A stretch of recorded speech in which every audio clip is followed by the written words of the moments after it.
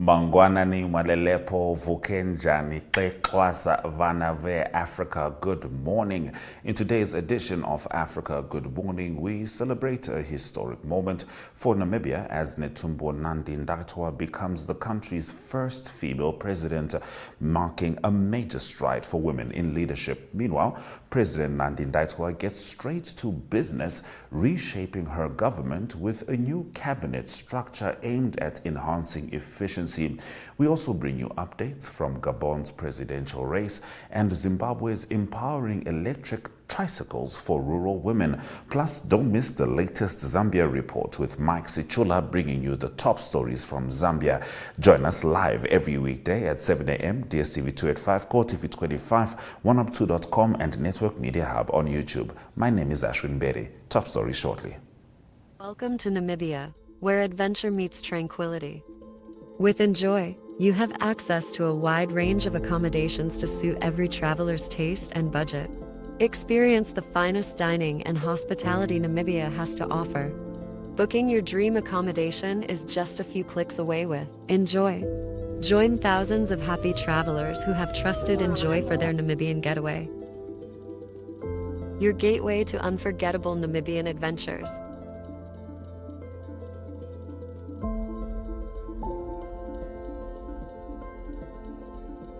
Visit us today at enjoy.my.na.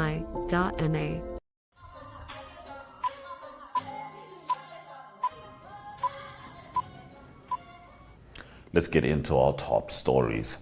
Her Excellency Netumbo Nandi-Ndaitwah made history on Friday, 21 March, as she was inaugurated as Namibia's first female president, a milestone moment that coincided with the nation's 35th Independence Day celebrations. At 72 years old, the seasoned politician and former vice president now stands among Africa's only two serving female heads of state, alongside Tanzania's Samia Suluhu Hassan. She is also one of just 5 women on the continent to have secured the presidency through direct election. A stalwart of Namibia's liberation struggle, Nandi-Ndaitwah's political journey began at just 14 years old when she joined the Southwest Africa People's Organization, SWAPO.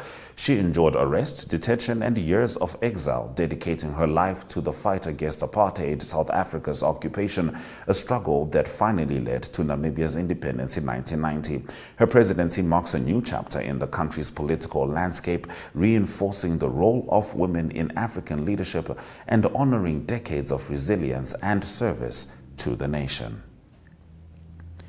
Continuing with the latest from Namibia's new president, following her inauguration on Friday, 21 March 2024, President Netumbo Nandi-Ndaitwah has announced a restructured cabinet, reducing ministries to 14 and appointing 7 deputy ministers in an effort to enhance efficiency and cut costs. The new executive is now constituted as follows: Lucia Witbooi as vice president, Elijah Ngurare as prime minister, and Natangwe Itete as deputy prime minister. The cabinet features a mix of experienced leaders and new appointments, including Esperance Luvendao, one of the youngest ministers who will lead health and social services. Franz Kapofi remains at Defense and Veterans Affairs, while Lucia Witbooi takes over Home Affairs, Immigration, Safety and Security. Saumya Ashipala Musavye has been appointed Minister of International Relations and Trade, and Erica Shafuda will oversee Finance and Social Grants Management. Mark Albert Ngurare leads Agriculture, Fisheries, Water and Land Reform, with Sanet Steenkamp taking charge of the Consolidated Education, Innovation, Youth, Sport, Arts and Culture portfolio. Natangwe Itete also assumes responsibility for industrialization, mines and energy, while Indileni Daniel oversees environment and tourism. Emma Theophilus retains her position at Information and Communication Technology, and Emma Kantema takes over Gender Equality and Child Welfare. Veko Nekundi leads Works and Transport, James Sankwasa heads Urban and Rural Development, and Philemon Wise Emmanuel becomes Minister of Justice and Labor Relations. The restructuring reflects the President's focus on streamlining government operations and aligning ministries for improved governance and service delivery. Here are some excerpts from the President's statement. Industrialization will migrate to the Ministry of Mines and Energy, which is responsible for the management of the country's mineral resources in order to ensure effective implementation of all our natural resources. Poverty eradication is a cross-cutting function. There is no ministry that you cannot plan to eradicate poverty in our country. Therefore, all government offices, ministries, and agencies will be required to put in place programs that aimed at eradicating poverty and speed up socio-economic development.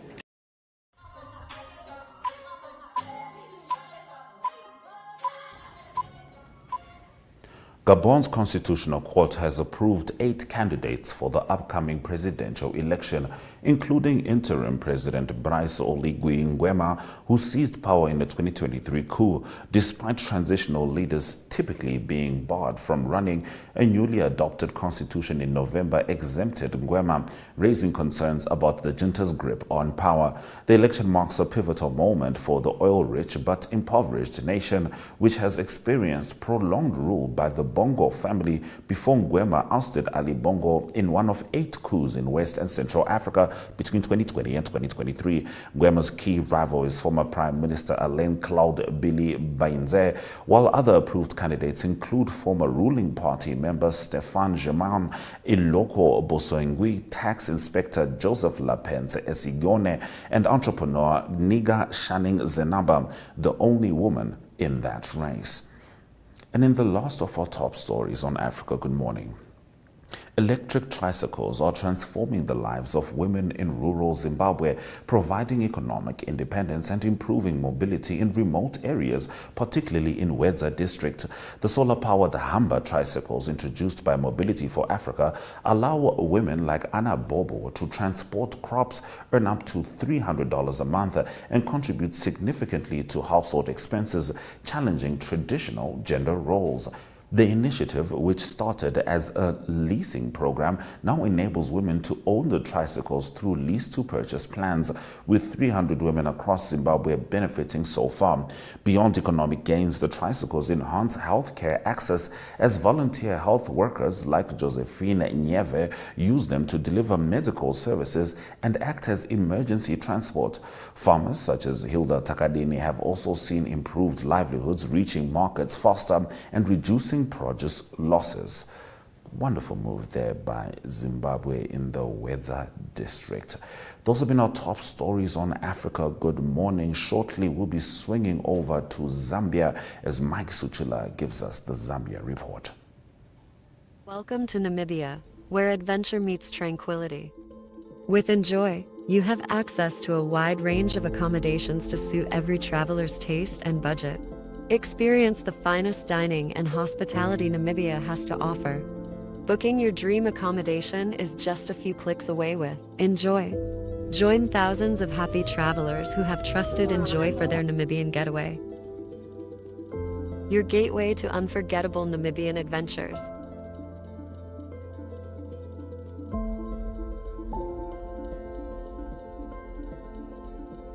Visit us today at enjoy.my.na.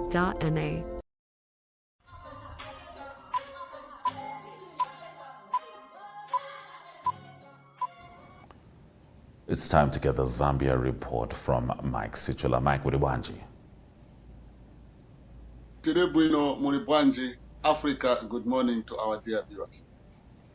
Africa, good morning indeed. Now, in your first story, a 51-year-old Lusaka woman, Sylvia Mutaba Kalaba, has been committed to the Lusaka High Court after skeletal remains, believed to be those of her husband, were found in her home. Yeah, quite a rare story there. So this happened in January this year when the family of the late husband inquired, and when they didn't get information as to where their relative was, they decided to go and visit physically And when they reached the home of the deceased, the family locked themselves inside, and they could not allow them to check whether their relative was alive or not. So upon this happening, the family of the deceased went and got police who came, and when police forced their way inside with a search warrant, they found a shocking discovery of the skeleton of the deceased, who was believed to have died about 2 years ago. So because of this, police did arrest the wife, that is Sylvia, and 3 and 4 of her children, because all the children were said to have occupied this house even when the deceased had died. So the police did arrest the wife, 4 of her children, but one of her children, who is below 15 years, has been released. Then one suspect, the 5th suspect, who is also believed to have been a friend to Sylvia, has also been charged with failure to give notice of death to authorities. So police, this case now will move to the Lusaka High Court to determine what offense will be given to them, because what has disturbed Zambians is that how can a family keep the body of the deceased to decompose to the level of having just skeleton remains without giving authority to without giving notice to authorities about his death. So it is a story that shocked Zambians.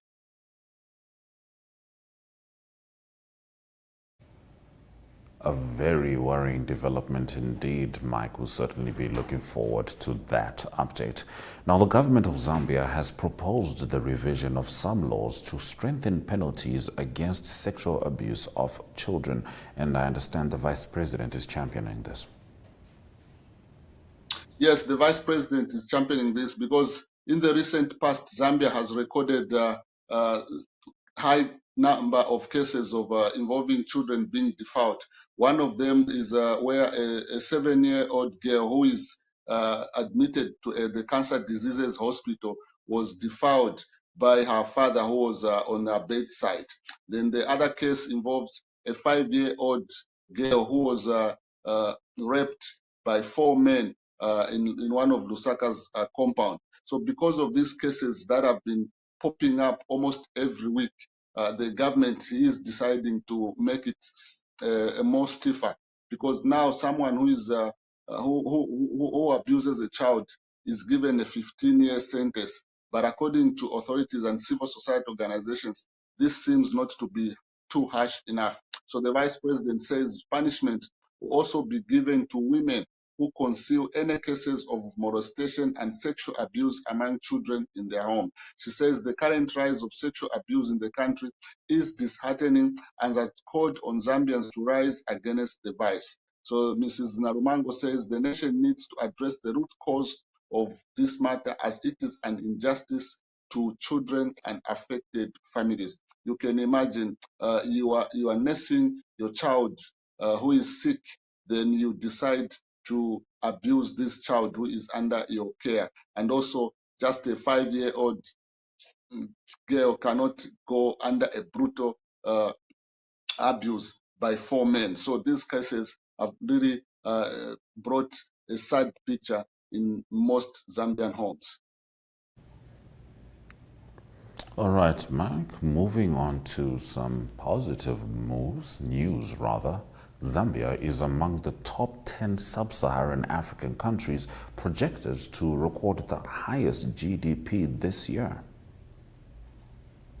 So this information is according to the International Monetary Fund that's projected that Zambia's is likely to record a GDP growth of about 6.6%. So the report is computed into the World Economic Output report released by the IMF this year.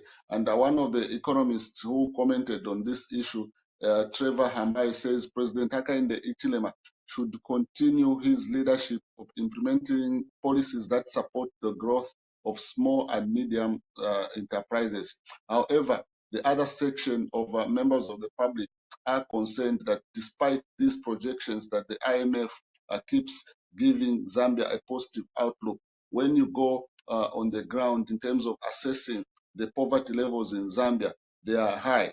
As you might be aware, Zambia is ranked the 60th poorest country in the world, according to the report again that was released by the IMF recently. So these constructing reports are giving people not a very clear picture as to where Zambia is in terms of development.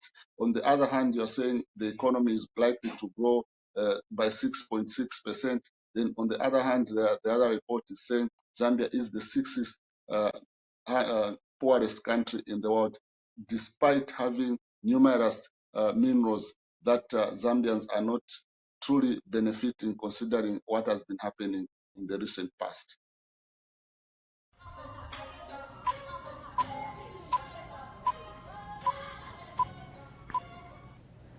All right, Mike, I understand Chipolopolo boys will play an international friendly match against Russia at the VTB Arena. Yes, so this match has been brought because of the disqualification and withdrawal of Eritrea and the Congo Brazzaville in the 2026 World Cup qualifications. So because of this window, and also Russia not having using this window being open for them, they decided that they can have a friendly match with the Chipolopolo boys. So Coach Avram Grant said the squad is upbeat despite some notable absentees due to injuries and travel restrictions from their destinations. So the likes of Patson Daka, Lamek Banda, skipper Lubambo Musonda are not going to feature in this match because of travel challenges as well as and them not being fit. So the Chipolopolo will use this game against Russia to remain active after their opponents in the 2026 World Cup qualifiers. Like I did earlier, say Eritrea and Congo Brazzaville withdrew and were suspended respectively. So the Copper Queens, the Chipolopolo boys will miss the likes of Patson Daka, Luambo Msonda due to injury.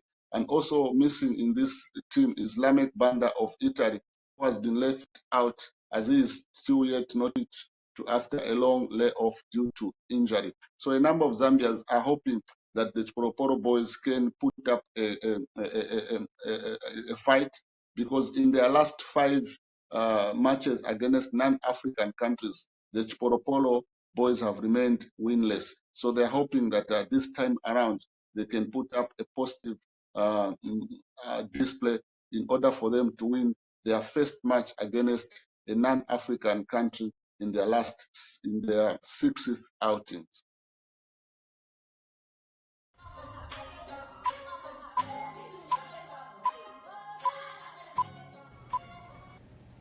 All right, Mike, continuing with news from Zambia, a Tanzanian and 2 Zambians have been arrested for trafficking 33 protected wild birds, including eagles. Yeah, so the incident has disturbed members of the environmental protectors and campaigners. The incident, which involved the smuggling of 33 protected birds, including eagles, white eagles, red birds, and shoebies from Tanzania to the Democratic Republic of Congo, passing through Zambia, has disturbed the Department of National Parks and Wildlife. And because acting on a tip-off from members of the public, the duo who were transporting these protected birds were arrested in Mbala, northern province of Zambia. So these birds have since been taken into care, and authorities are asking members of the public who may have any information of any other person who could have been involved into the smuggling of these protected birds to come forward. So some of the environmental campaigners are saying this is something that authorities needs to tighten up, considering that a number of birds are moving from other areas where they are supposed to be into other areas, and it is contributing to numbers dwindling and also affecting the inflow of tourists, because tourists are coming to see some of these rare birds, and when they are being smuggled out of their original natural areas of where they stay, it becomes a very difficult position for them to be taken care of in an environment that is not well secure. All right, Mike, we do end on a positive note. Boniface Mwanza of Lusaka's Cantina restaurant emerged as the overall winner of the 2025 Diageo Bartender Competition. Wow, it was quite a night for Boniface Banda, who has been the competition when they were in the line of top 20. So the grand finale was graced by Zambia's Minister of Tourism, Rodney Sikumba, who was delighted that Zambian youths have attained the right skills to contribute to the promotion of tourism. So this competition kicked off in January, where 20 bartenders selected from an initial 500 applicants across Zambia. So judges were drawn from South Africa and Zambia, and the judges were looking for creativity, originality of cocktails, technical skill and presentation, and knowledge of spirits and ingredients being used when you are making a cocktail. So this competition, when they selected the winners, the winner of like Boniface Banda, Boniface Mwanza, I mean, he won a bar that worth 2,000 United States dollar, so that he can set up his own bar and people can hire him. So equipment was given to him. Then he's also going to receive knowledge from the Diageo bar events that will be happening after he won. So it is quite a good experience for him, because he'll be exposed to people who have been in the mixology business for a good number of time in South Africa, and also he's gotten an opportunity to set up his own bar with the equipment that he won worth 2,000 United States dollars. Then the second and third will also be given. They will also have a privilege to benefit from information and also training by the organizers of this event. Well, kudos to the winner indeed, and certainly it's fantastic to see the Ministry of Tourism a part of that. Thank you very much, Mike Sichula, for bringing us the comprehensive Zambia report. Thank you very much, Africa. Good morning, our dear viewers. Africa, good morning indeed. Now, the weekend started out with some heavy rains in Windhoek. It seems like things have mellowed down. We'll see if that continues. Let's have a look at the weather report, and right after that, the economic indicators.